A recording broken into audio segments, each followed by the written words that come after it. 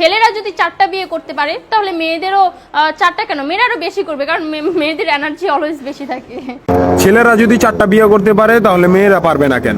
অবশ্যই পারবে, কারণ নারী পুরুষ সমান অধিকার।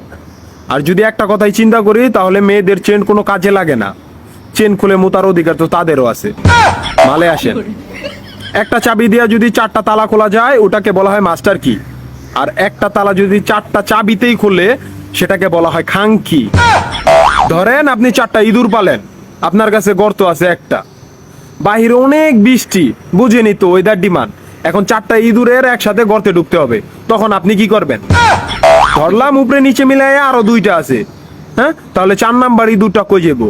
কানের ফুটা দা না নাকের ফুটা দিয়া? হ্যাঁ, তার মধ্যে মাসের মধ্যে 7 দিন থাকে লকডাউন। আমি মানি, আমি না শুধু, সবাই মানে মেয়েদের অনেক পাওয়ার, মেয়েদের অনেক এনার্জি। তাহলে দেশের মধ্যে ঘন ঘন লোডশেডিং হয় কেন? আমার মাথায় কোনোভাবেই ঢোকে না। একটা ছেলে যদি 4টা বিয়ে করে, 4টা ঘরে যদি 10টা সন্তান থাকে, তারপরও বাপের নামে একটাই থাকবো।